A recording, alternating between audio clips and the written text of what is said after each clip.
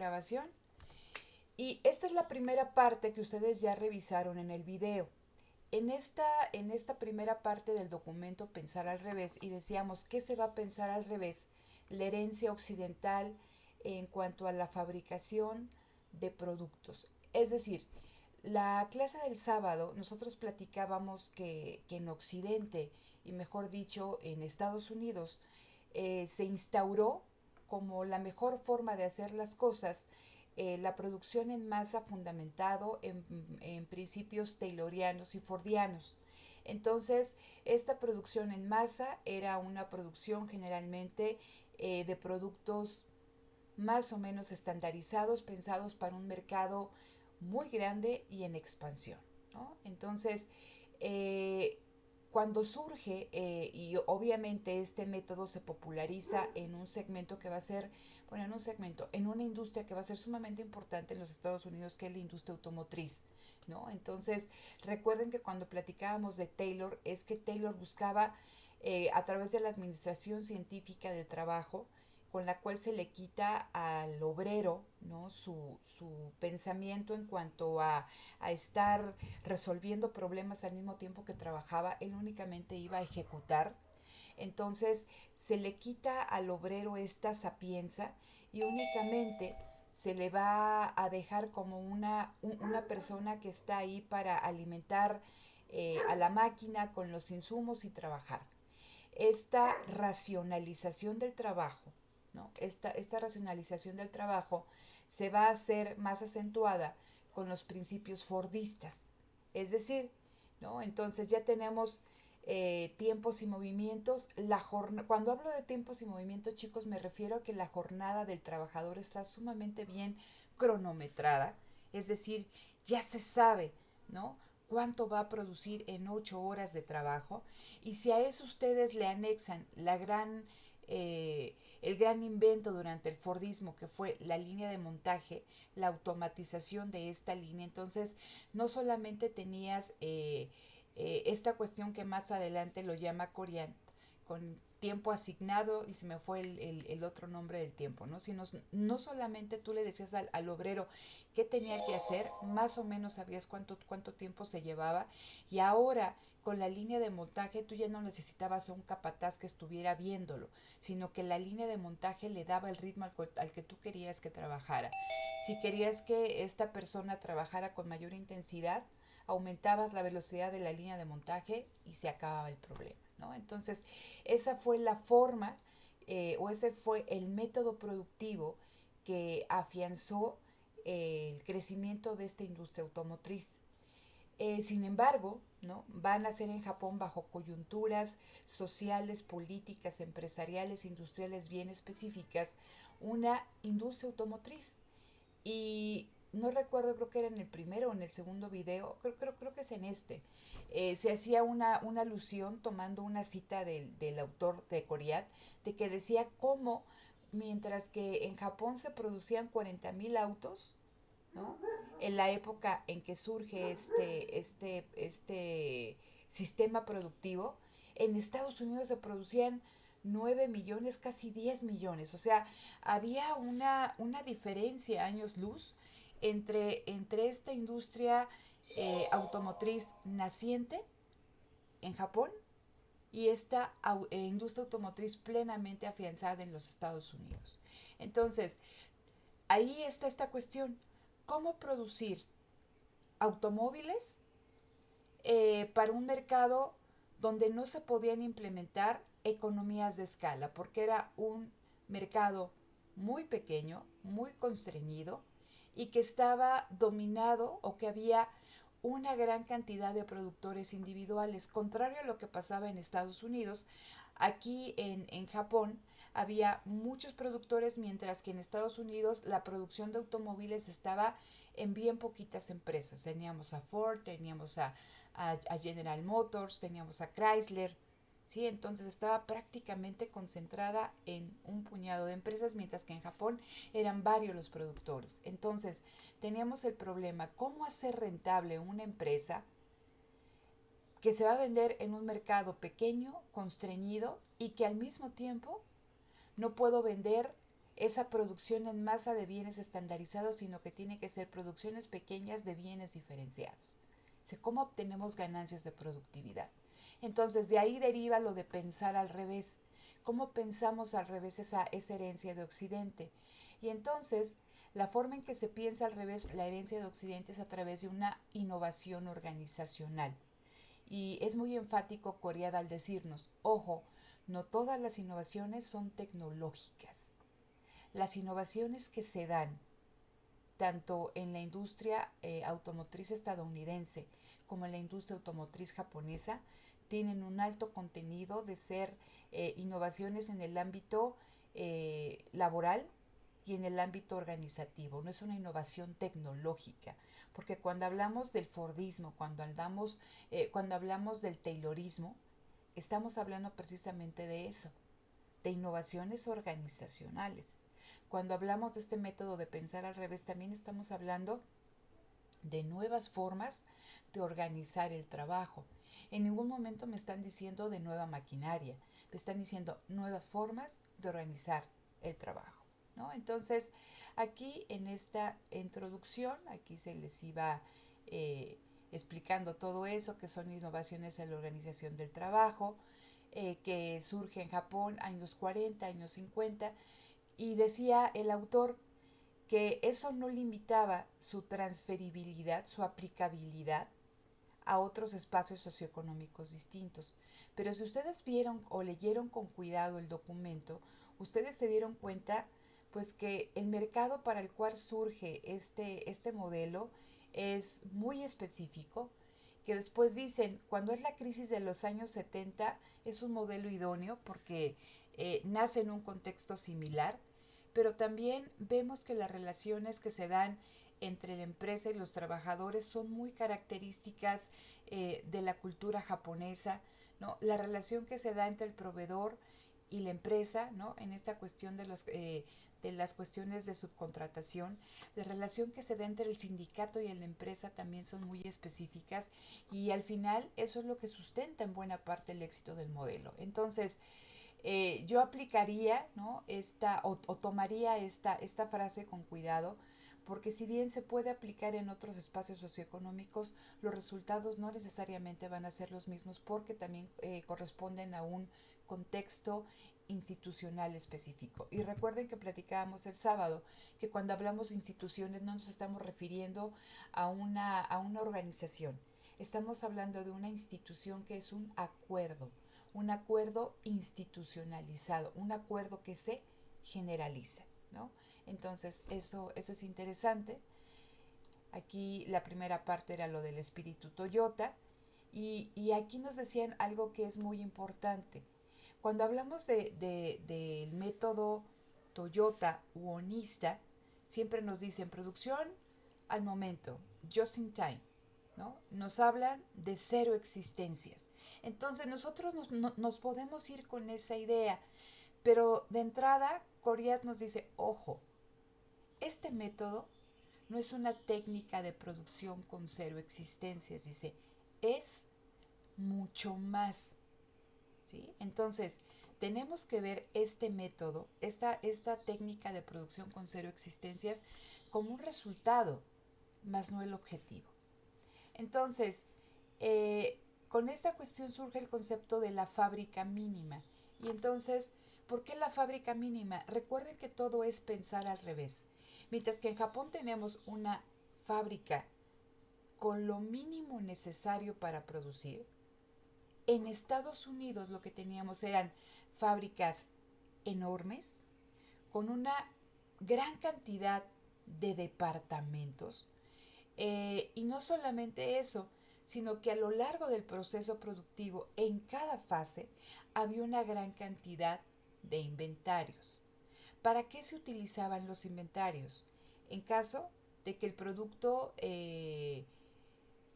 cuando se vendiera, hubiera tenido algún defecto y que tenías la pieza para poder mandarla al mercado, o bien esos inventarios estaban pensados para hacerle frente a alguna fluctuación en la demanda, es decir, si aumentaba la demanda, entonces ya la empresa ahí tenía todos los inventarios, se ocupaba y se ponía a producir. Y una de las cuestiones que nosotros platicábamos es que si bien contar con una mayor cantidad de inventarios puede ayudarte a hacerle frente a un aumento en la demanda en un momento determinado, también tenemos que pensar los inventarios como, y ahí lo tienen en la foto, tenerlos almacenados en algún lugar no es ya gratis, te genera un costo. También te genera un costo el manejo de todo ese inventario.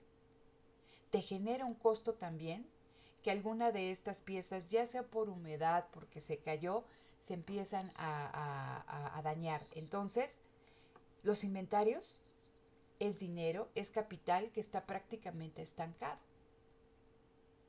Y entonces con esta idea de pensar al revés la herencia occidental, decían aquí que Ono empezó a ver, ojo, a ver, ¿por qué hay inventarios? ¿Por qué hay existencias?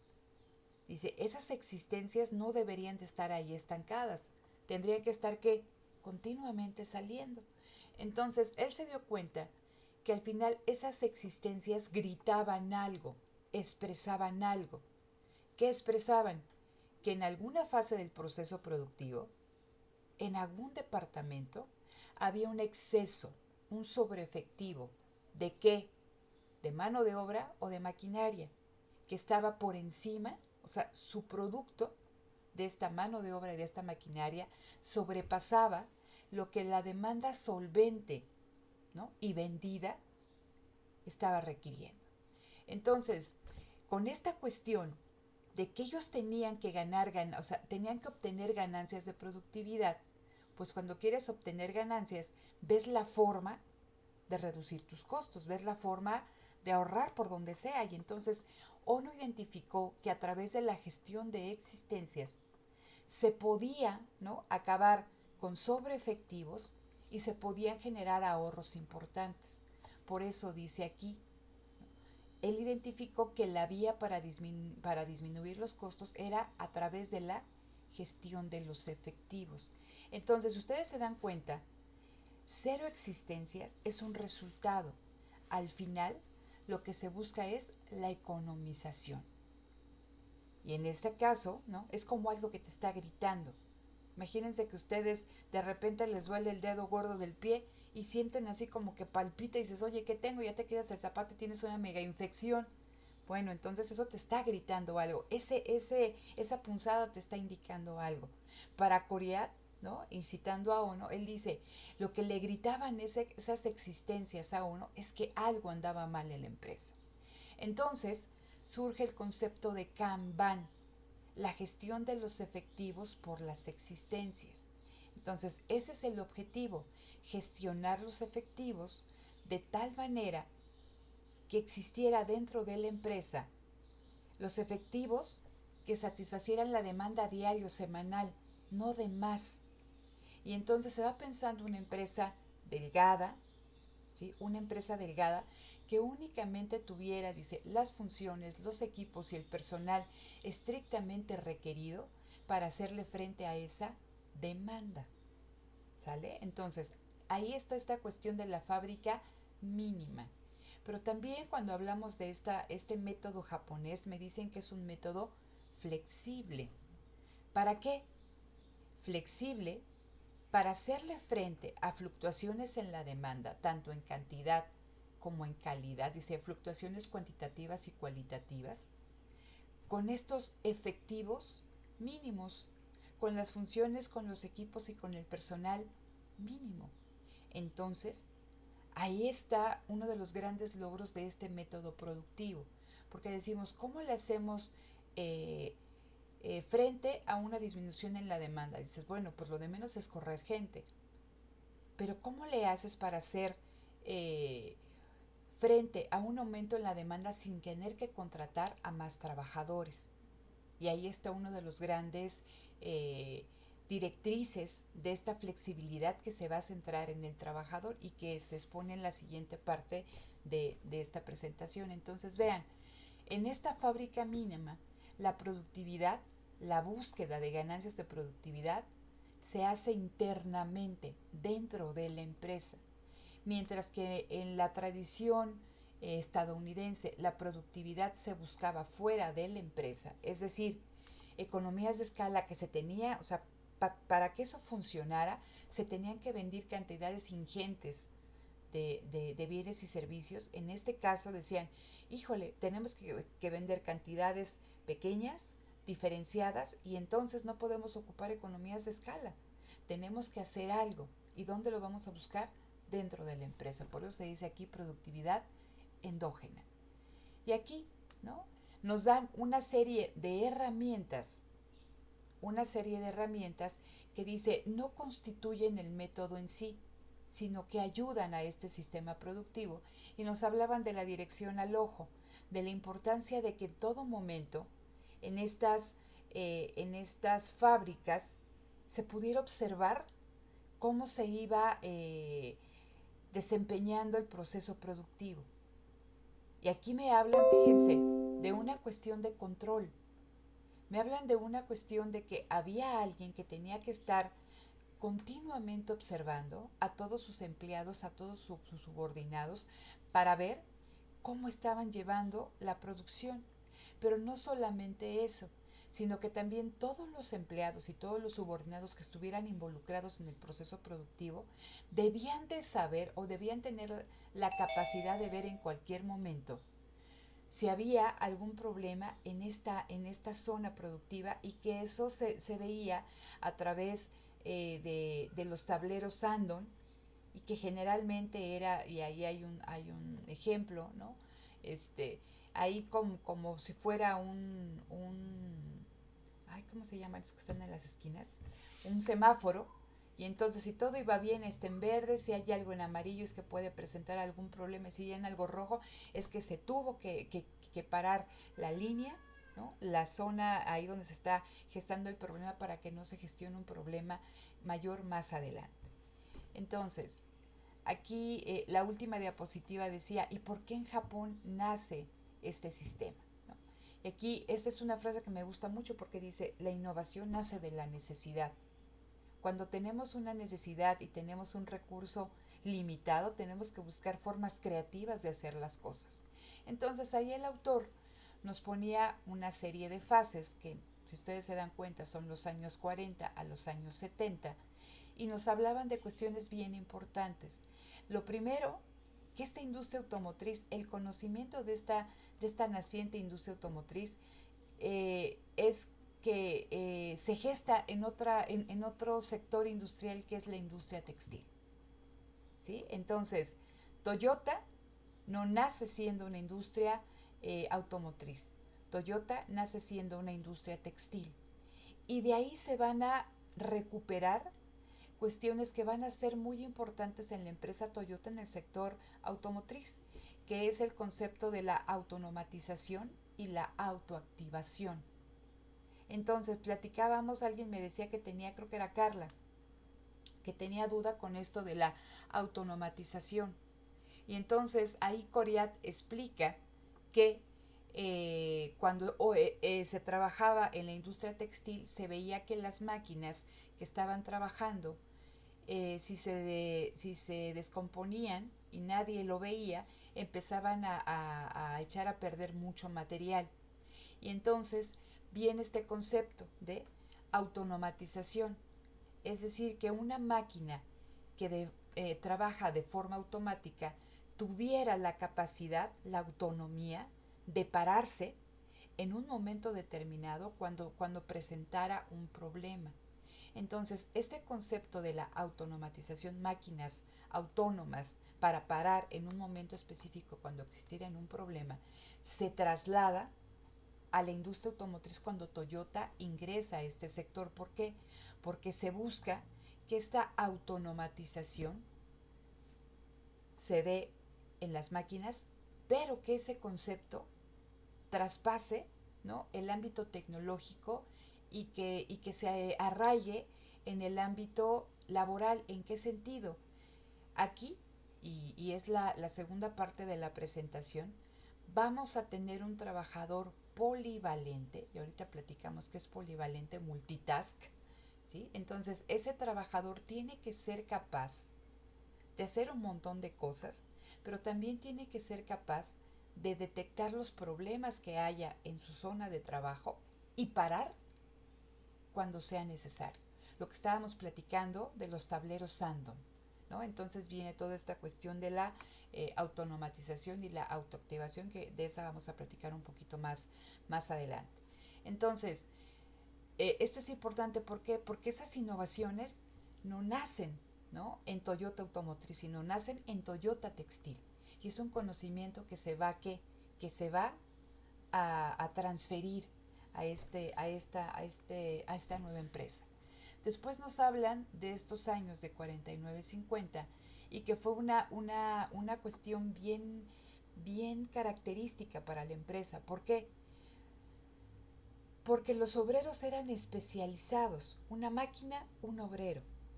Y al empezar a tratar de aplicar todos estos conceptos dentro de Toyota Automotriz, van a generar reticencia en los trabajadores. Imagínense ustedes, ¿no?, que les dicen, oye, pues a ti te toca hacer esto, ¿no? Una cosa. Ah, no, ahora te toca hacer A, B, C, D y tienes que hacer esto, esto, esto y esto. Entonces, eso va a ocasionar que rispideces entre la empresa y los trabajadores, que estaban organizados en sindicatos sumamente fuertes.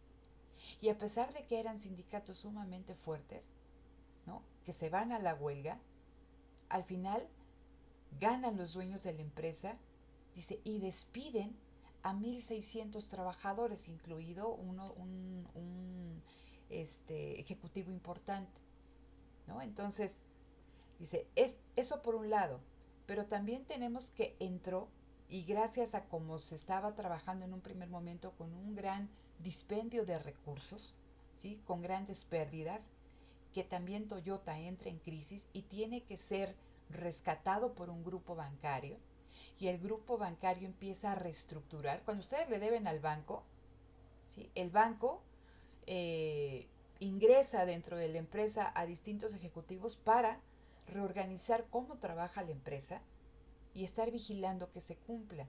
Y entonces también detrás de toda esta reorganización y de trabajar haciendo ahorros, ¿no?, y también toda esta cuestión del despido, también tuvo que ver el banco. Entonces, se da la cuestión de la crisis, que tiene que ser rescatada por un grupo bancario que le impone ciertos ahorros y ciertas pautas para trabajar. Se da esta cuestión de que quiebran, ¿no?, la huelga del sindicato y corren a 1,600 trabajadores, y surge el contexto de la guerra de Corea, y que les empiezan a hacer requerimientos muy importantes de productos. Entonces decían ellos, va a ser una vergüenza si nosotros a los trabajadores que corrimos, ¿no?, que despedimos, ahora decimos, ¿sabes qué?, que siempre no, vente a trabajar. Entonces, el impacto de los acontecimientos que se dan en estos años de 49 a 50 forzó aún más a la empresa a producir más sin aumentar sus efectivos. Por eso dice aquí, la innovación nace de la necesidad. Y entonces, en los años 50, todo esto que ya estábamos platicando, se va a dar, se importa, se transfiere, se aplica una técnica que nace en el sector comercial, específicamente en los supermercados, respecto también a esta cuestión de la gestión de existencias a través de los inventarios. ¿En qué sentido? Y les platicaba el sábado, cuando ustedes van a comprar y toman una salsa, toman un atún, toman un jugo, toman un refresco, los dueños de la tienda, la comercial mexicana, Soriana y todo lo demás, no reponen todo, sino que ellos van viendo cómo va su demanda, y en función de la demanda le van pidiendo al proveedor, te llevaste 5, pongo 5. Entonces, dice, eso fue como que lo que le hizo mucho sentido a Ono, y se animó a aplicarlo ya en la fábrica. Y entonces eso también le permitió esa gestión de las existencias, ¿sí? Eso, trabajar con el mínimo. Y entonces aquí también está implícito, chicos, una cuestión importante con la técnica de supermercado. La empresa trabaja, ¿sí?, Soriana o la comercial mexicana, si hay un rack con mermeladas de Jamaica y durazno y trocitos de piña que no se ha tocado en un mes, no voy a pedir otras 5 cajas. ¿Por qué? Porque la demanda no lo está pidiendo. Pero si yo veo que continuamente está saliendo una mermelada de fresa y de fresa y de fresa, entonces ¿qué hago? Pido mermelada de fresa. ¿Por qué? Porque la demanda lo está pidiendo. Entonces, Este método de gestión de las existencias con la técnica de supermercado es aguas arriba. ¿Por qué? Porque la empresa se pone a funcionar de acuerdo a lo que le está pidiendo la demanda. Mientras que en la herencia occidental, en este caso eh, en la industria automotriz estadounidense, no se veía eso, sino como había un mercado solvente, había un mercado en crecimiento, las fábricas mandaban con la esperanza de que se estuviera vendiendo. ¿Sí? Entonces son lógicas distintas. Y aquí ya me hablan de esta fase 4 que van a extender este método de Kanban a sus proveedores, ¿no? A sus subcontratistas. ¿Para qué? Para que todos trabajaran bajo esa lógica. En esta parte que ustedes leyeron no se trabaja mucho esta cuestión de cómo se ve, cómo se extiende este método del Kanban a los subcontratistas, pero también es interesante, si quieren ahorita lo platicamos. Entonces, dejo de compartir pantalla, aquí, no sé, ¿alguno de ustedes tiene alguna duda de esto que acabamos de platicar? No, todo bien. Uh-huh. Sí, creo que Sí, de eso todo bien. todo bien. De esto todo bien. Yo Excelente. solo Dime, Emilio. iba a comentar que en uno de los, bueno, en el material que nos envió también había mencionado que otra cuestión como histórica dentro de esto Ajá. fue que en Japón en ese tiempo el costo como de almacenaje, o sea, la renta del suelo era súper, súper cara. Entonces, no sé, o sea, siento que es importante porque, pues, en base como a las condiciones del espacio también se tienen que hacer innovaciones y pues no innovaciones solo como del producto, ¿no? Sino innovaciones como de los procesos y todo eso. Claro. Entonces, creo que ya. Esto. Ah, y también que sí, decía que en Estados Unidos se producían 9 millones, en Alemania 900,000, creo, en Francia 700,000 y en Japón apenas 40,000. Entonces, yo Claro. creo que en ese sentido la teoría hubiera dicho como que no era apto que se especializara o que se desarrollara esa industria y pues, aunque no tenía como ventajas comparativas, logró desarrollarlo como con las condiciones adecuadas. Exacto. Y fíjate que tú tocas cuestiones importantes, Emilio, en el sentido de que si nos vamos, y creo que lo mencionaba yo ahí en la exposición, ¿no? Que a veces con esta cuestión de las teorías competitivas del comercio internacional que nos dicen, híjole, pues si tú tienes un clima perfecto para sembrar aguacates, pues siembra aguacates, ¿no?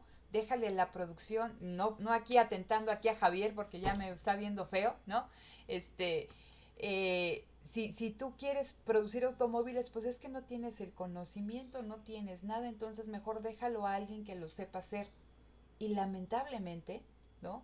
Eso ha ocasionado que muchas economías latinoamericanas pues seamos proveedores a nivel internacional de mano de obra y de recursos naturales, pero que no hayamos podido desarrollar una industria automotriz fuerte. En el caso de México lo tuvimos.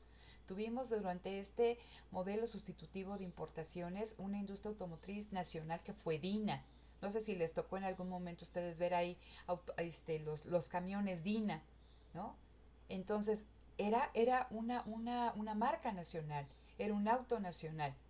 Pero cuando hace crisis el modelo sustitutivo de importaciones y entran todas las ideas del consenso de Washington y la onda neoliberal, ¿no? La desregulación, pues deja de producir camiones porque pues total no sabes, te cuesta mucho, mejor que no vengan cada vez más empresas con mayor conocimiento y que te van a transferir y todo el discurso que ustedes ya se saben y a la larga, ¿no? Perdimos una oportunidad importante para qué? Para tener una industria automotriz nacional. Y entonces los japoneses lo pudieron hacer, aún los coreanos. Entonces ustedes, yo les decía, salgan ahí, bueno, no salgan, asómense allá a la ventana de su casa, su departamento, y vean cuántos autos japoneses no pasan, ¿sí? Y vean cuántos autos americanos siguen pasando. Entonces ahora nos dominan ¿qué? Los autos japoneses.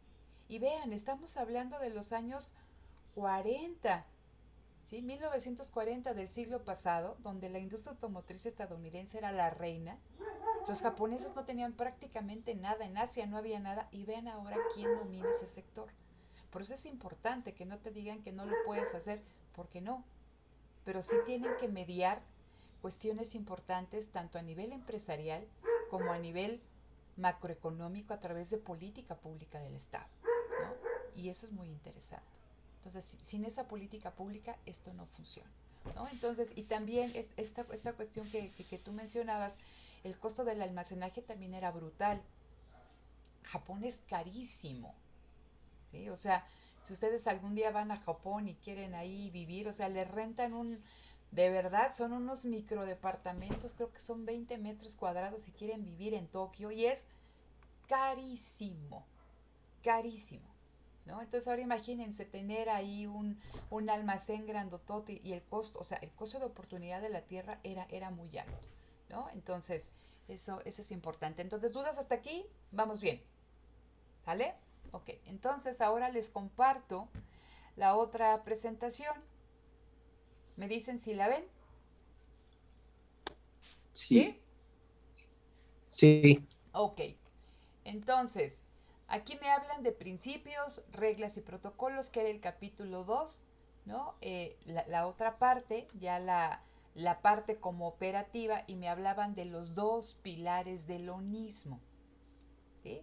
El primero, la autonomatización y la autoactivación. Aquí lo que estábamos platicando, de que fue un principio importado de la industria textil, y que es la combinación de autonomía y automatización. Y esta autonomía y automatización les decía que lo podemos ver a dos niveles, a un nivel técnico de la máquina, que si la máquina detecta que hay algún problema, se para. Pero también de quién, del trabajador, que si él detecta que hay algún problema, para la línea, ¿no? Y resuelve el problema. Y todo esto está aquí, con la cuestión de la desespecialización y la polivalencia. Entonces, si decíamos que íbamos a trabajar en esta fábrica mínima con lo mínimo, y también cuando estamos hablando de lo mínimo nos referimos a la fuerza de trabajo, yo tengo que asegurarme que esa persona no sepa hacer solamente una cosa, ¿no? Platicábamos, una máquina, un trabajador, sino que esa persona sepa hacer, si lo quieren ver en términos de Penrose o de los evolutivos, que tenga que un conjunto de rutinas, un conjunto de conocimientos y de habilidades que le permitan actuar en consecuencia cuando le sea requerido. Entonces, aquí estamos hablando que ese obrero especializado del Fordismo lo vamos a ¿qué? Lo vamos a despecializar y lo vamos a hacer polivalente, que sepa hacer muchas cosas, que sepa operar distintas máquinas, que sepa, fíjense, y esta es una cuestión importante, en el método Fordista se hacía toda la línea de montaje, iba pasando el producto, paz, y tengo producto terminado. Y al final había un departamento de control de la calidad que era que haciendo un muestreo identificaba ahí si había algún, ¿cómo se llama? Algún producto que no cumpliera con las condiciones que se le habían requerido, etc., ¿no? Y entonces tú podías detectar algunos, pero también muchos se te iban. Entonces, ¿cuál es la cuestión de aquí? Que en este método y con esta cuestión de la autonomía, no solamente al trabajador se le va a asignar la gestión de un número mayor de equipos, sino que también él tiene que ser capaz o tiene la obligación de estar vigilando la calidad de lo que está produciendo en cada fase del proceso. Les contaba que yo trabajaba como gerente de aseguramiento de calidad en una empresa, y entonces ahí lo que tenías que hacer, y que me tocó a mí hacerlo, era desarrollar todos los instructivos de trabajo y todas esas cuestiones para asegurarme que a medida que iba pasando, ¿no?, mi producto por cada una de las fases que tenía yo dentro de mi empresa, en cada pedacito el trabajador revisara la calidad y liberara. Y si iba liberado, ¿no? Iba, o sea, pasaba a la otra fase. Entonces, aquí la gestión de la calidad se da en cada parte del proceso y no como en esta herencia occidental al final. Entonces, por eso aquí está esta cuestión de la autonomía y la automatización, que el trabajador no solamente sea polivalente, sino que tenga la capacidad de detectar un problema y no solamente eso, sino de solucionar el problema, empezar a generar la solución. Porque una cuestión importante de estos métodos japoneses, asiáticos, es de que regresarle al trabajador eso que le había quitado el Fordismo o el Taylorismo, ¿sí? Regresarle eh, o aprovecharte, ¿no? Del conocimiento del trabajador, porque ellos dicen, no hay persona más capacitada para resolver un problema que aquel que está continuamente haciendo esa actividad. Entonces ustedes, yo creo que aquí piensan, oye, pues qué padre, ¿no? Está súper bien todas esas cuestiones de pilares del onismo porque se gesta conocimiento y se le regresa ese saber. Pues sí y no, porque aquí dice, ¿no? Puestos polivalentes, ¿no? Trabajadores multifuncionales, no es otra cosa más que una racionalización del trabajo, una intensificación del trabajo. A mí me tocó en alguna ocasión, tuve un alumno que trabajaba en DHL y entonces él me contó que había tenido como algunos problemas la empresa y que empezaban a despedir a varios de sus compañeros. Y entonces a los que se quedaban les decían, ¿no? Bueno, miento, antes de que los despidieran, que les decían, oye, ¿sabes qué? Hacías tú A y B, ahora tienes que hacer A, B, C y D. Y entonces muchas personas dijeron, pues me vas a pagar más, no, lo mismo, pues no trabajo, pues no trabajes, muchas gracias. Entonces muchas de las personas que no estuvieron de acuerdo con esta intensificación del trabajo se fueron y los que llegaron, ellos no preguntaron si estaba bien hacer A, B, C, D. ¿Por qué? Porque es lo que ellos conocían, es a lo que llegaron a hacer, ¿sí? Entonces, aquí hay una intensificación del trabajo por el mismo salario. Entonces dice Coriat, sí, tengo a trabajadores que van a hacer uso de su conocimiento para resolver problemas. De hecho, es una de sus funciones. Son multifuncionales. Pero eso no es otra forma, ¿no? O es otra forma de decir elegantemente que se está racionalizando el trabajo, que está intensificando el trabajo. Y esto es muy interesante, ¿no? Y aquí también está esta cuestión. Reintegrar la gestión de la calidad a los actos elementales de ejecución de las operaciones. Es decir, lo que ya les platicaba, en cada fase se revisa la calidad, se revisa la calidad. ¿Y quién lo hace? No un departamento al final de la línea, lo hacen los trabajadores en sus puestos de trabajo, ¿no? Y esto es también interesante y es uno de los pilares de este método, ¿sale? Profesora, Dime.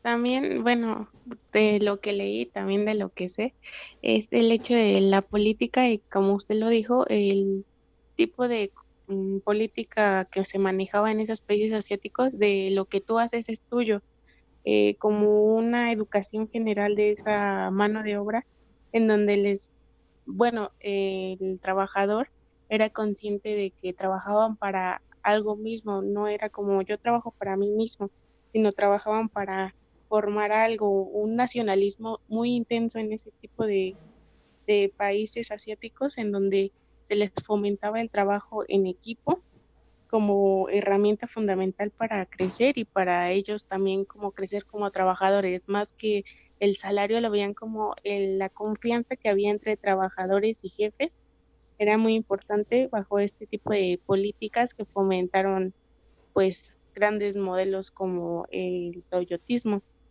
Claro, y fíjate, es muy interesante esto que comentas y lo voy a retomar para la otra parte de la exposición, ya la exposición final. Pero recuerden el contexto también en el que nace, ¿no? Este método productivo y en dónde nace. Nace en Japón. Japón estuvo muy involucrado en la Segunda Guerra Mundial. Es uno de los países perdedores del conflicto armado que tuvo la humillación y la pérdida o sea, Cuando hablo de humillación, de que fue atacado ahí en el territorio y con las bombas, estas bombas atómicas que mataron a tantas personas, ¿no? Y que no solamente después de eso tuviste ese problema en términos humanos, perdiste la guerra y todavía tuviste que soportar una ocupación estadounidense, ¿no? Entonces, todo esto está imbuido de un nacionalismo importante, ¿no? Entonces, el trabajo en equipo. Y en esta cuestión, cuando estamos platicando y que nos dice su compañera de la importancia de sentirte parte de una empresa, tiene mucho que ver, chicos, con la cuestión del sindicato, ¿no? Porque aquí el sindicato, fíjense, te decía, tú tienes que trabajar de esta forma, ¿quieres o no? Y si quieres, yo te voy a dar una serie de prerrogativas. Pero acuérdense que también este sindicato estaba muy disminuido en el sentido de que se convirtió de un sindicato. Al final, cuando estamos hablando de sindicato y empresa, estamos hablando de dos cuestiones, de dos lógicas con intereses distintos, ¿sí? Entonces, uno quiere explotar y el otro quiere pelear por no ser explotado. ¿Qué pasa? Pues son cuestiones antagónicas. Pero el sindicato que se va gestando en Toyota, ¿no? Gracias a que se reprime la huelga, surge un sindicato, también lo desaparecen y surge otro sindicato. Dicen, es un sindicato de cuello blanco, es un sindicato de empresa, es un sindicato corporativo. Y también fíjate, esta es una lógica que te empiezan a meter. Siempre detrás hay una ideología. Entonces, si tú cooperas con la empresa, estás bien. La empresa, ¿no? Es tu casa, es tu familia. Pero tú tienes que dar algo a cambio. Entonces, tú quieres que el trabajador trabaje conforme a esto, o sea, que estamos hablando de un grado de explotación mayor, ¿qué le tienes que ofrecer? Y viene aquí lo que le ofrecían al trabajador, que era el trabajo de por vida. Entonces, si tú entrabas a Toyota, a pesar de que entraras abriendo la puerta, tú sabías que si trabajabas y te dedicabas a esa empresa, podías llegar a ser de los ejecutivos más importantes. ¿Por qué? Porque se creaban mercados de trabajo al interior de la empresa. Entonces, podías ir que pasando de un departamento a otro departamento. De hecho, esa era una característica o una necesidad, un requerimiento que se le hacía a una persona si quería ser uno de los altos ejecutivos, que hubiera pasado por los diferentes departamentos porque debía de conocer la empresa desde abajo. Y entonces, ¿no? Si tú hacías eso y te involucrabas sindicalmente, pues podías llegar a ser uno de los directivos más importantes. Entonces, si tú querías ascender, tenías opciones para hacerlo dentro de la empresa. Y ya cuando no había dónde más ascender, la empresa te jubilaba y te pagaba toda esa jubilación. Y ese puesto que quedaba vacante se cubría con alguien dentro de la empresa, no de fuera, ¿sí? Entonces, ¿cuántas veces no han visto ustedes si alguien ha trabajado, les ha contado de que dicen, oye, pues yo aquí llevo 20 años y no me promueven, pero llega Chuchito y entra y ahora es mi jefe y acaba de salir de la licenciatura o no sé, es amigo de Chuchito Pérez y ya llegó? Entonces eso crea ciertas disconformidades entre los trabajadores. Aquí, las personas que entraban a Toyota, los trabajadores sabían que podían seguir trabajando toda la vida y eso hacía que tuvieras ese sentido de pertenencia para con la empresa. Por eso les puse ahí el de Sony, porque al final son ideologías similares y ahí con Sony, si ustedes lo vieron con calma, cuando no funcionaban las cosas, toda la avanzada de vendedores japoneses y que estaban ahí, dicen que se sentían avergonzados de regresar a Japón. ¿Por qué? Porque ¿cómo iban a regresar si no habían triunfado? Si estaban entregando tan malas cuentas. ¿Cómo iban ellos a gastar en un hotel o en comida si no estaban funcionando? ¿Y cuál es la lógica de nosotros? Nos mandan a algún lugar con viáticos. Ah, pues ¿qué crees? Que me lo gasté todo, pero pues no obtuve al cliente. Pues ¿por qué? Por esto, ¿no? A ellos se les caía la cara de vergüenza si regresaban en esas condiciones. ¿Por qué? Porque corresponde a una cuestión cultural y a una ideología de trabajo, ¿sí? Entonces, eso es muy característico de aquí de los métodos japoneses de producción y de las empresas. Entonces, yo les platicaba el sábado, caray, pues si una de las cuestiones que hacen las empresas cuando tienen poca demanda es despedir trabajadores, por aquí tienes pocos trabajadores y aparte les aseguras que nunca los vas a despedir, ¿cómo gestiona la empresa la incertidumbre? Y la incertidumbre la gestionan a través de todos los proveedores. Esta es una cuestión como de satélites, ¿no? Yo tengo aquí a mi empresa y tengo aquí a otras, todas satélites en torno a ella que giran, ¿no? Esos subcontratistas funcionan si la empresa grandota funciona. Y entonces cuando algo, ¿no? Hay cambios en la demanda cuantitativos o cualitativos, la empresa grande ajusta, pero los que sufren la contracción o se ven beneficiados también del aumento de la demanda son estos subcontratistas. Ahí sí hay los despidos, ¿sí? Ahí sí hay desaparición de estos proveedores. La empresa se mantiene. Si ustedes se dan cuenta, estamos hablando de una empresa que va trabajando bajo principios de red. Pero ¿quién soporta, ¿no?, los cambios en la demanda? Pues el proveedor. Ahí sí despiden. En la empresa grandota no, pero con los proveedores sí, ¿no? Y eso es interesante. Entonces, aquí tengo, ¿no?, uno de los pilares, automatización, autoactivación. Y el segundo tengo, justo a tiempo, ¿no?, el método Kanban, lo que ya habíamos platicado, ¿no? La racionalización del trabajo, mayor rendimiento vía la ampliación de tareas, que fue lo anterior. Y aquí tengo esto del sistema de supermercado, que aquí la lógica es como les decía, trabajar de acuerdo a lo que el mercado te pide. Aguas arriba, de la demanda hacia arriba. Si te piden, trabajas. Si no te piden, no trabajas. Y entonces esta cuestión de aguas arriba no solamente funciona fuera de la empresa, sino funciona dentro de la empresa. Porque entonces ventas recibe, ¿no?, un pedido de cierto número de unidades. Y ventas, dentro de la empresa también hay un mercado. Y alguien es cliente de alguien. Entonces ventas es cliente de producción. Y en producción hay diferentes etapas donde alguien va a ser cliente de alguien. Entonces, si yo necesito, estoy en la línea donde se está poniendo el motor, pues yo soy cliente del área donde hacen el motor. Y de donde sale el motor como tal, soy cliente de donde me dan todas aquellas cositas que van ahí, bueno, es que digo cositas, no sé cómo se llaman, todos aquellos cables y toda esta cuestión que se insertan en el motor. Entonces, dentro de la empresa hay diferentes mercados, pero todo funciona, ¿no?, de que te lo pide el de abajo. Por eso dice aquí, el trabajador cliente se alimenta de unidades de productos comprados al puesto de trabajo corriente arriba. Es el estante. ¿Cuándo? Cuando lo necesita.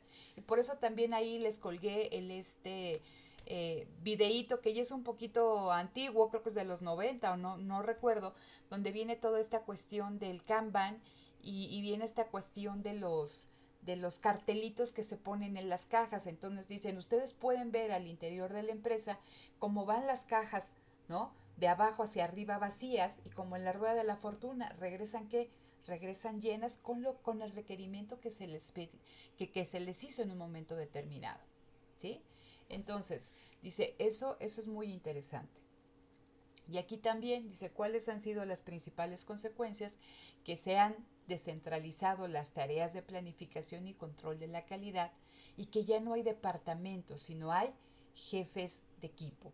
Porque estamos hablando de aquí que se está trabajando en lotes. No estamos trabajando en grandes cantidades, sino que son lotes pequeños, equipos pequeños. ¿Sale? Entonces, aquí viene, ¿no?, la conceptualización del Kanban, dice, revolucionan las técnicas de planificación y optimización de la puesta en marcha de las fabricaciones, ¿no? Y aquí estamos hablando también de que hay flujos de información, pero en lugar de que la información venga de la gerencia hacia abajo, la información viene ¿de dónde? De abajo hacia arriba, ¿sí? Entonces, esta técnica de aguas arriba se va a visualizar tanto, ¿no?, en la gestión de los inventarios como también en los flujos de información. ¿Sí? Y esto nuevamente lo vuelve a destacar el autor, que son innovaciones organizacionales y no tecnológicas. De ahí la valía, la importancia de estas innovaciones. Si bien las tecnológicas son sumamente importantes, estas innovaciones organizacionales también crearon toda una revolución, ¿sí? Tanto en la industria automotriz estadounidense, pero que aquí también en la japonesa, ¿no? Entonces, dice, teóricamente lo que estamos viendo nosotros son principios y recomendaciones abiertamente no taylorianas. ¿Por qué me dice no taylorianas?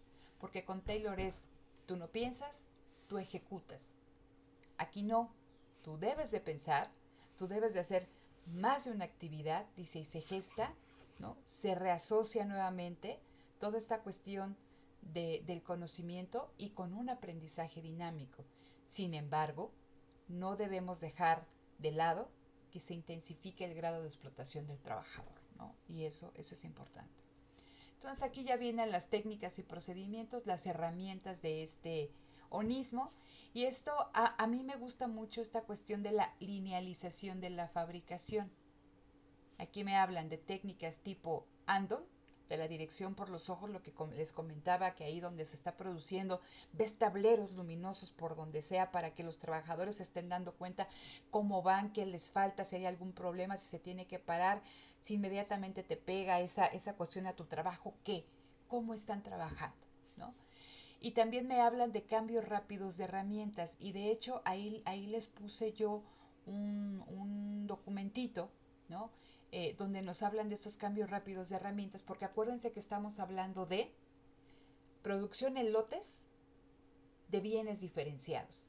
Entonces, también las máquinas se tienen que hacer o se tienen que buscar ahorros para hacer cambios rápidos de herramientas que te permitan quitar, o sea, estar produciendo un auto y después gestionar esas máquinas de tal forma que puedas hacer el chasis de otro auto, el exterior de otro auto. ¿Para qué? Porque tú estás utilizando una misma máquina para hacer diferentes productos. Y entonces no siempre las mismas herramientas, y estamos hablando de una base tecnológica similar, pero tienes que hacer cambios de herramientas. ¿Para qué? Para que te permitan, ¿no? Eh, producir, ¿no? Una diversidad en este caso de los autos. Y en cuanto a la linealización de la fabricación, eso es interesante. Cuando me hablan de layout, estamos hablando cómo se diseña al interior de la empresa toda la zona de producción. Dependiendo de eso, vas a tener diferentes resultados. Y aquí nos ponían estos dos layouts que son muy característicos del sistema fordista. Y nos hablaban, a ver, aquí tengo, ¿no? Estos rectángulos son máquinas y las bolitas son, dice, bueno, los círculos son puestos de trabajo. Entonces aquí me dicen, ¿cuál es el principio? Un hombre, una máquina. ¿Sí? Un hombre, una máquina. Y estamos hablando de qué? De máquinas idénticas. ¿Cuál es el problema? Que aquí cada persona a la hora de que va produciendo va acumulando existencias. Este también, ese también, y todos, o sea, aquí están haciendo que lo mismo y lo mismo. Dice, el problema es que se van acumulando existencias, no sabes si este lo necesita, y si lo tienes que llevar, tienes, ¿no? Problemas para concatenar cada una de estas actividades, ¿sí? Entonces aquí en cada máquina, cada puesto de trabajo se va haciendo esto, y luego es difícil de concatenar, de darle flexibilidad lógica. En esta cuestión de layout en islotes aislados, dice, estamos hablando de una persona, varias máquinas, pero si ustedes se están dando cuenta que lo que hace este es lo mismo que hace este. Dice, ¿cuál es la cuestión? Dice, la misma que en la jaula de pájaro. Nada más que ahora ¿cómo dice? Se me fue la palabra. Bueno, la acumulación de existencias no se da aquí, ¿no? La acumulación de existencias ahora surge de estas tres máquinas. Dice, ahora la acumulación de existencia se retrasa. Ya no está aquí, sino ahora es de cada islote. Y es lo mismo.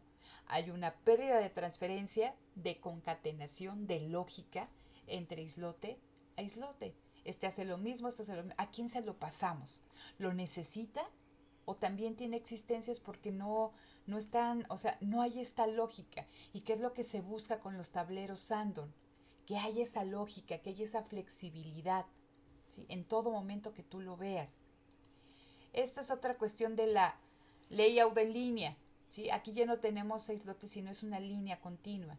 Dice, y el trabajador se desplaza de un puesto a otro, va de acá, del torno a la fresadora, a la esquiadora y avanza, ¿no? Escariadora, perdón. Entonces, dice, ¿a dónde va? A donde hay máquinas disponibles, que corresponden a operaciones sucesivas. Dice, ¿cuál es el límite? Si en un momento determinado tú le tienes que decir a este cuate, oye, ¿sabes qué? Vamos a reasignar tareas, ¿en dónde lo paras? Acuérdense que aquí es un trabajador, ¿no? Pero viene otro, ¿no? Y van caminando.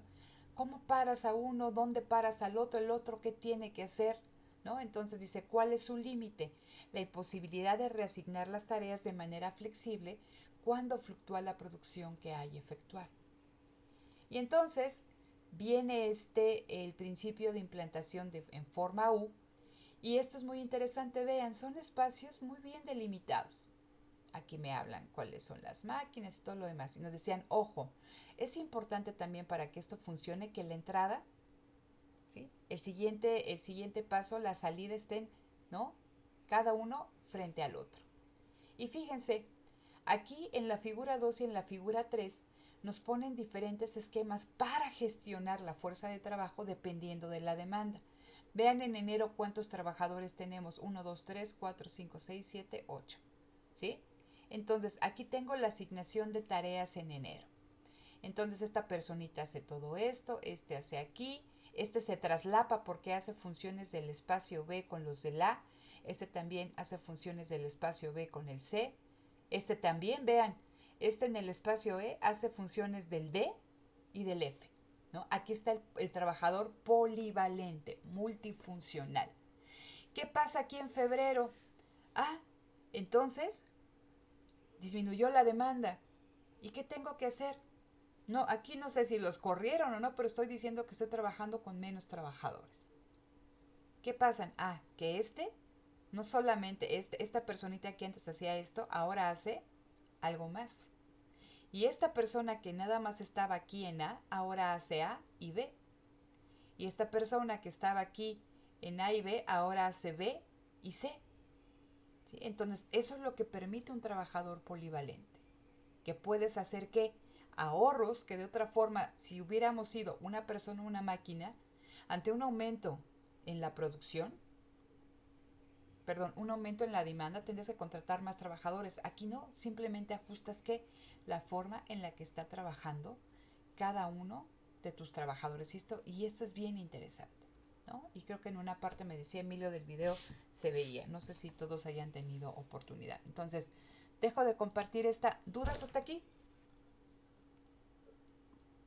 No, No.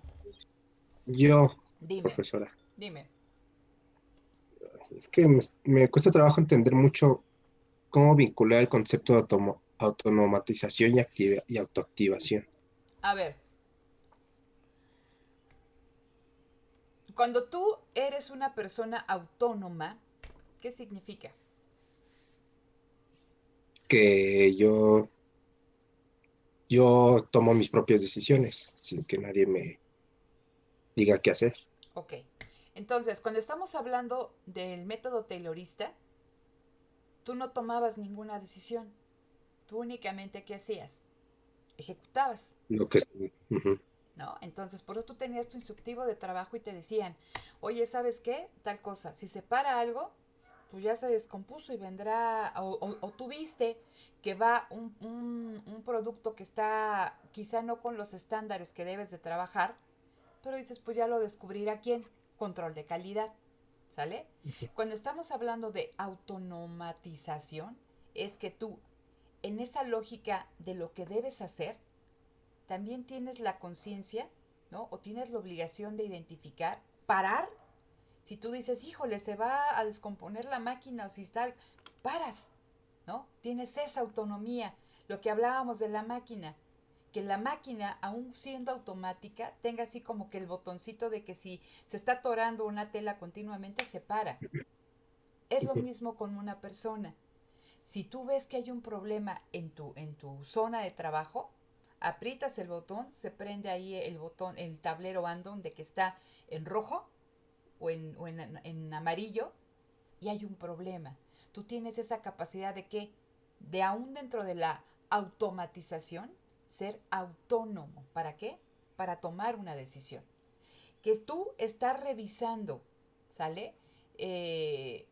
Estás trabajando, tú también tienes la función, el deber de estar gestionando la calidad de lo que haces. No lo van a hacer por ti al final, sino que tú lo tienes que hacer con cada cosa que haces. Si tú lo pasas a la siguiente fase, es porque tú ya validaste ¿qué? La calidad del producto. Entonces tú eres una, o sea, es esta cuestión de la autonomatización. Dentro de una cuestión automática con máquinas, tú tienes la capacidad de pensar, decidir y parar. Ah, ese producto está mal, tú tienes la autonomía de ¿qué? De quitarlo y ponerlo en una zona de producto no conforme. ¿Sale? Entonces está esta cuestión de que la empresa los trabajadores se autoactivan, se activan. Son trabajadores activos. Son trabajadores y por eso hablan de este aprendizaje, de este conocimiento, pero al final la explotación es mayor. No sé si me explico, Javier. Ujú. ¿Sí? Sí, sí, sí. Más o Ajá. menos. ¿Seguro? No, sí, ya. Ok. Segurísimo. Bueno. Gracias, profesor. ¿Alguien más de aquí? ¿Nada?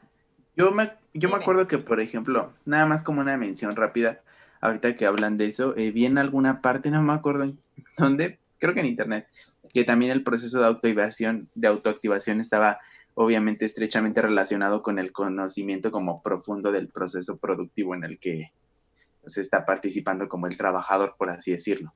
Pero Claro, pues tiene que ver como con esto.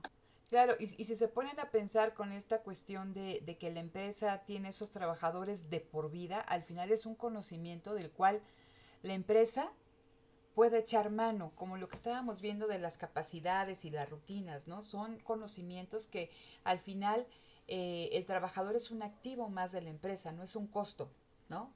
Entonces, la empresa puede echar mano de ese conocimiento y acuérdense que el conocimiento le permite a la empresa enfrentar la incertidumbre, ¿no? Ya que estamos hablando de un modelo que nace en un contexto de incertidumbre brutal, ¿sale? Entonces, vamos a compartir ya la última presentación, que es esta, la de la empresa japonesa. Y entonces, vean, ¿no? Nos hablaban de la empresa J versus la empresa E. ¿Cuál es la empresa E? La empresa estadounidense y tenemos a la empresa J que es la japonesa. Aquí nos hablaban de Ono, pero también nos hablaban, ¿cómo se llama el otro? ¿Se acuerdan? Empieza con S, ¿no? Yo sí, hoy amanecí toda desmemoriada. Bueno, a ver si ahorita me acuerdo. Entonces, ¿cómo vamos a ver? Fíjense, estructuras de intercambio de información y la empresa J. ¿Se acuerdan que en el otro video dijimos que la información va aguas arriba? Entonces, vamos a ver las diferencias. Ay, ya me ando pasando. Aquí, a nivel taller, en el trabajador estamos hablando de especialización y separación y que el trabajador va a desempeñar sus tareas conforme a estándares preestablecidos. El trabajador fordista. ¿Sí? Ejecutas, no piensas, ejecutas, ejecutas. ¿Qué es lo que te dice tu instructivo de trabajo? ¿Qué pasa en la empresa J? Estamos hablando de un trabajador polivalente, multifuncional, que continuamente está renovando las tareas que debe de desempeñar en función de cómo se le asignen sus funciones. Y estamos hablando de que es un trabajador desespecializado, no es separado. ¿Por qué? Porque está inmerso en un montón de funciones y también la calidad es una de ellas. Y por lo tanto, eso dota a la empresa de flexibilidad. ¿Sí? Cuando estamos hablando de esta cuestión de la empresa, siempre estamos hablando de un modelo jerárquico. ¿Quién dice cómo se tienen que hacer las cosas? El gerente, ¿sí? El jefe de departamento. ¿Cuál es la cuestión aquí en la empresa J? Aquí platicábamos esta cuestión, dado que hay tanta transfusionalidad, o sea, cuando digo de transfuncionalidad, estoy hablando que hacen muchas funciones y que para esa transfuncionalidad necesitas una coordinación importante. El trabajo en equipo es determinante. Entonces, aquí los procedimientos de trabajo no van a ser tan jerárquicos. ¿Hay jerarquías? Sí, sí hay jerarquías. Pero a la hora de trabajar, los procedimientos son más flexibles. Estamos hablando de una empresa flexible. Esto, ellos dicen que es una empresa rígida. ¿Sale? Cuando estamos hablando de subcontratismo, cuando veíamos a la empresa E, ellos veían que esas empresas grandototas verticalmente integradas le daban a la empresa mucha rigidez, porque comprabas máquinas especializadas, trabajadores especializados, insumos, ¿no?, especializados. ¿Qué pasa con esta lógica de red? Si la empresa hace lo que mejor sabe hacer y lo demás lo subcontrata, es decir, desconcentra, descentraliza. Y en los contratos, es lo que les decía, y esta es una cuestión importante cuando se vea, ay, ahorita les doy el nombre de esta persona, porque aquí, ¿Aoki? Aoki, gracias, Aoki, ¿no?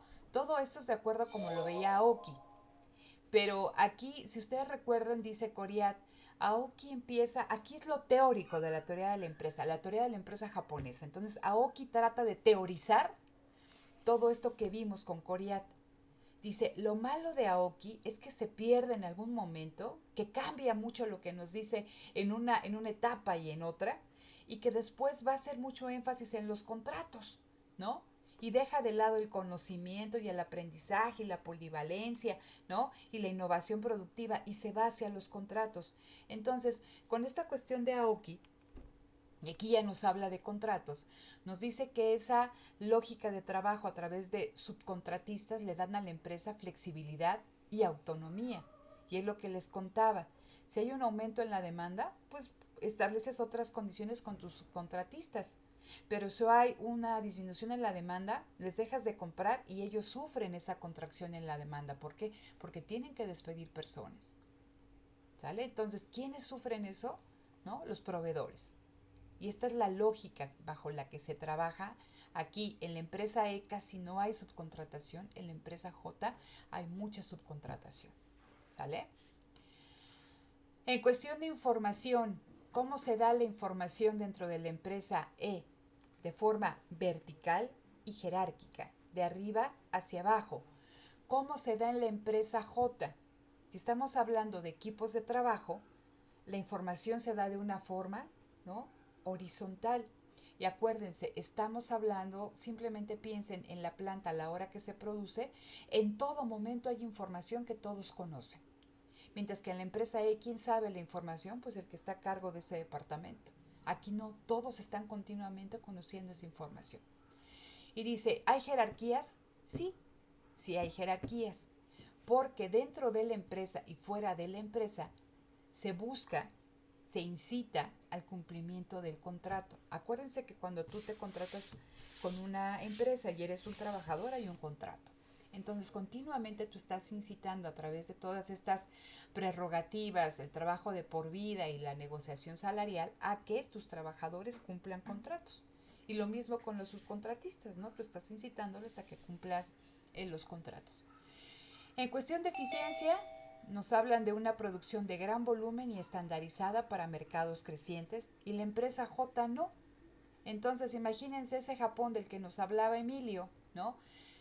Un mercado de 40,000 autos y había un montón de competidores, ¿no? Entonces tú, para esas características tenías que vender no una gran producción en estas cantidades, sino en lotes pequeños. Y tenía que ser que diversificada, ya no estandarizada. ¿Sí? Entonces, poquito, ¿no?, y variado. En la estructura financiera, y esto es muy interesante y no sé si lo puedan ustedes vincular con lo que vimos del gobierno corporativo. y también tiene mucho que ver en cómo funcionan las empresas. ¿Por qué? Porque la empresa chicos, la propiedad de la empresa, en la empresa estadounidense, está muy dispersa. ¿Entre qué? Entre un montón de accionistas, porque generalmente para financiarse, para invertir, se financia a través del mercado de valores. Y decíamos que tú como dueño de una acción no estás pensando en dársela a tu nieto, sino estás pensando en venderla en el momento en que sea más rentable. Entonces, la empresa estadounidense enfrenta presiones financieras de corto plazo. Y eso, híjole, hace que muchas veces no se priorice la inversión. ¿Sí? Que esté buscando reducir costos por todos lados y quizá no siempre de la mejor manera. ¿Qué pasa en la empresa J? En la empresa J y en términos de estructura financiera, aquí estas empresas, y como también era en el caso de la empresa alemana, estas empresas se financian con recursos propios, ¿no? Retención de utilidades, o bien tienen un banco dentro de ese corporativo, o sea, tienen su propio banco.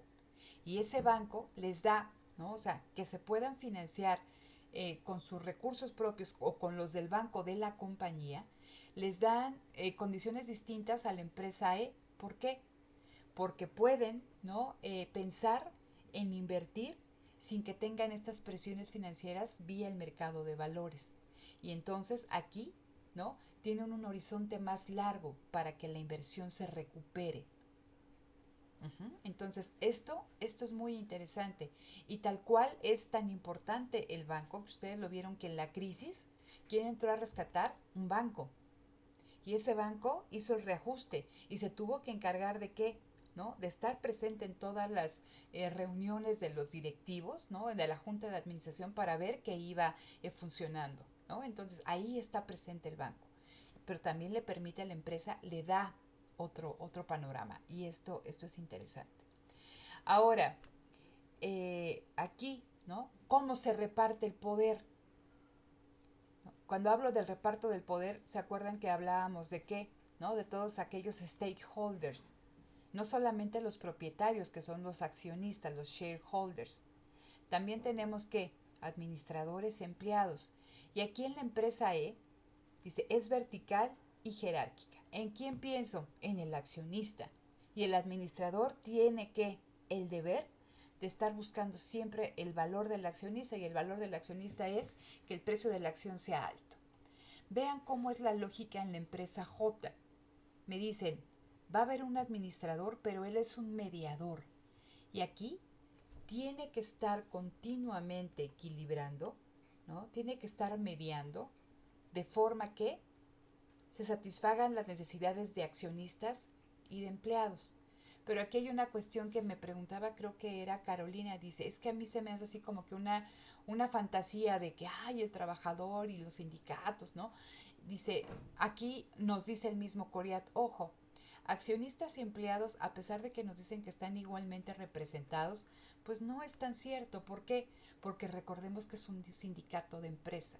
Y un sindicato de empresa, como su nombre lo dice, un sindicato de cuello blanco siempre va a ser proclive a la empresa, ¿no? Siempre le va a dar su parte a la empresa. Y de hecho aquí en el libro, ojalá ustedes lo puedan revisar, el capítulo 3 está cortito, se llama Relaciones Industriales y Relación Salarial. Viene cómo se dan las negociaciones de primavera ahí con los sindicatos, cómo ofrece la empresa, qué dicen los sindicatos y cómo llegan ahí al apretón de manos, ¿no? Entonces es muy interesante ese capítulo, ¿no? Entonces, bajo esta lógica, bajo la de Aoki, él dice que el administrador está mediando y que tiene que buscar que accionistas y empleados sean igualmente representados y se cumplan con sus intereses, ¿no? Se satisfagan sus intereses, aunque, ¿no? Y aquí pongo comillas, no están igualmente representados a pesar de que nos dicen que sí.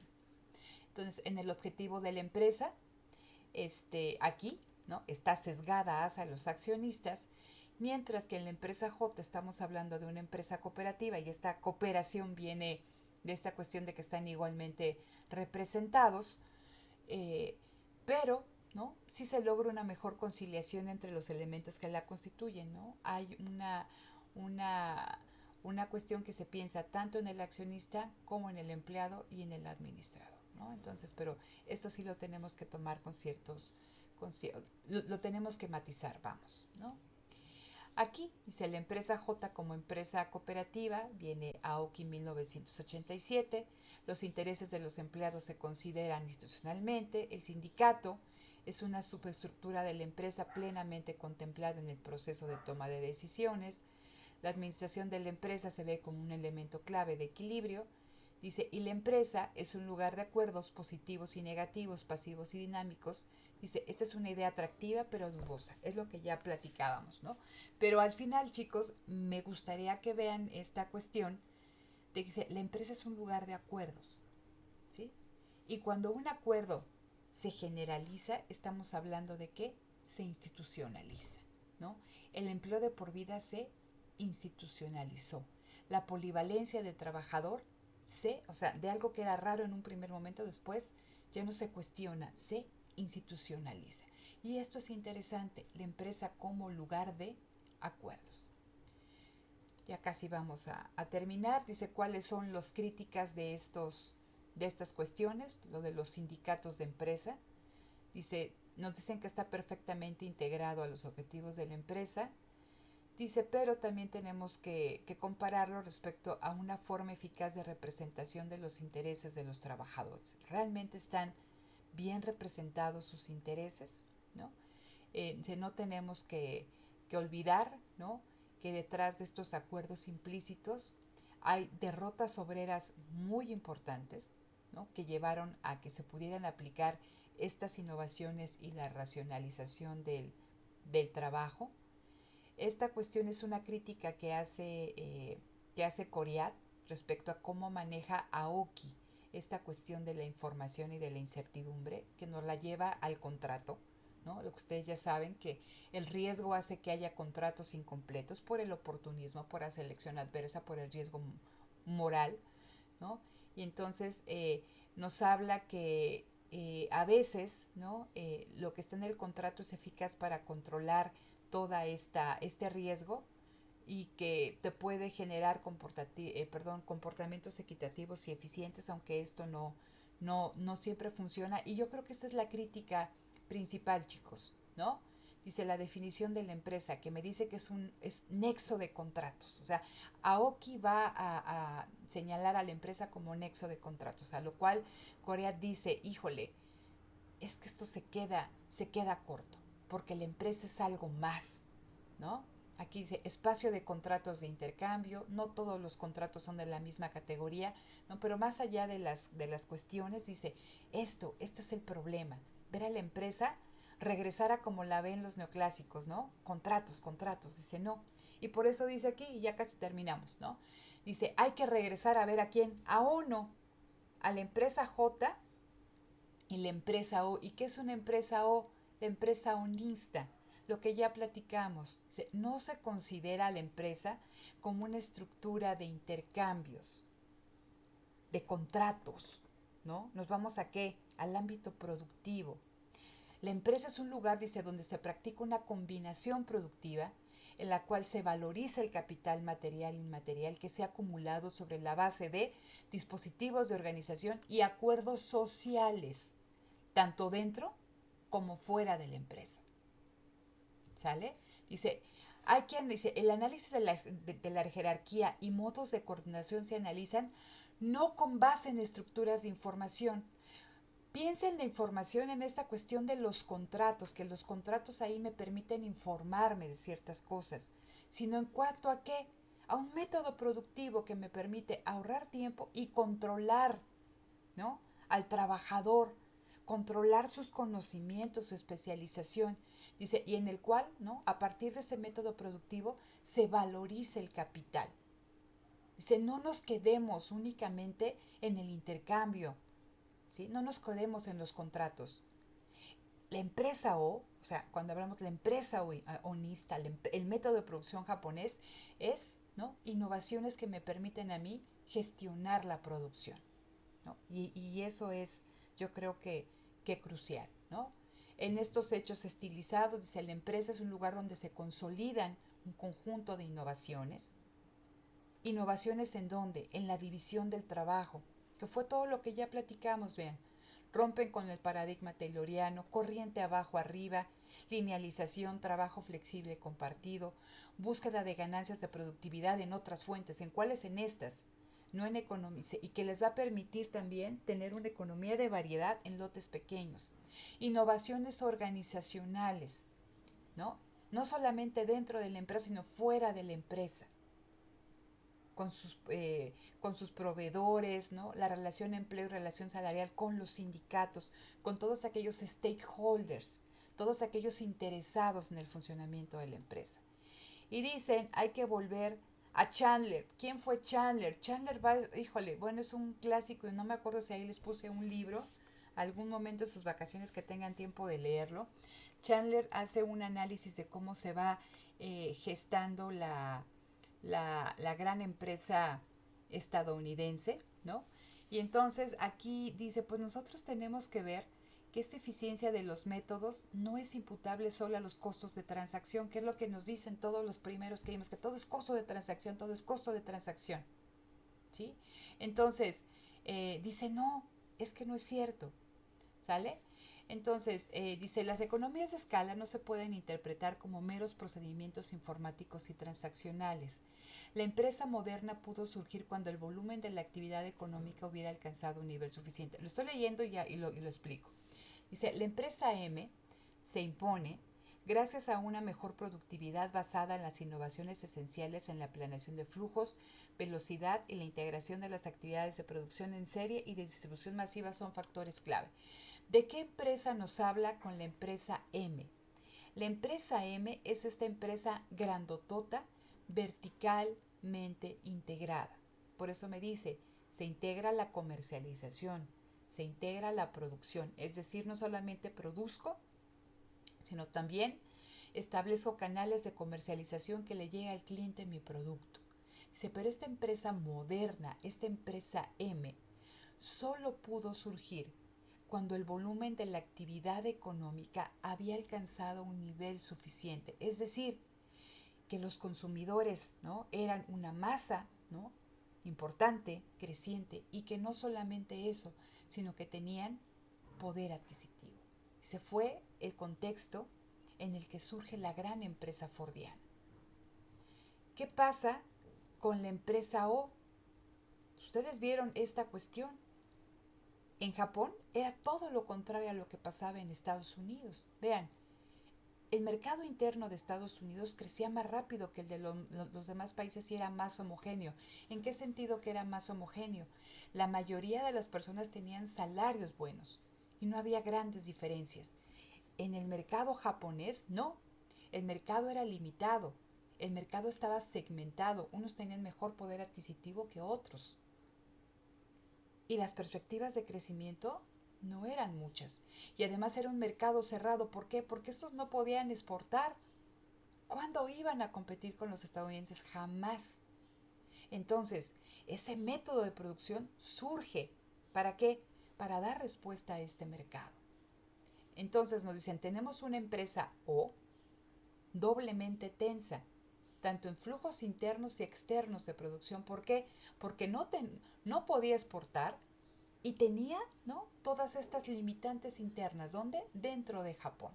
Entonces, estamos hablando, contrario a lo que dice Aoki, por eso dice, hay que regresar a O, ¿no? Hay que ver a esta empresa O, a esta empresa onista como lo que es. Un método productivo que surge para dar respuesta a estas limitantes internas y externas, ¿sí? Entonces dice, teníamos una producción en masa en Estados Unidos y lo que aquí se buscó fue generar una producción diferenciada y con calidad. Dice, y más adelante, ¿sí?, dice, no solamente tenemos que ser productivos, siendo rígidos y en producción en masa, con economías de escala. Dice, no, este método permite reconciliar productividad y flexibilidad. Pero estamos hablando que no son contratos, no son intercambios, es que es planación para la producción, ¿no? Y se afecta a la división manufacturera como funcional del trabajo. Dejo de compartir. preguntas, chicos, con esta cuestión del último cuestionario, algo que no les haya quedado claro. ¿No? ¿Ya se me durmieron? No, ya No. quedó más No. claro todo, maestra.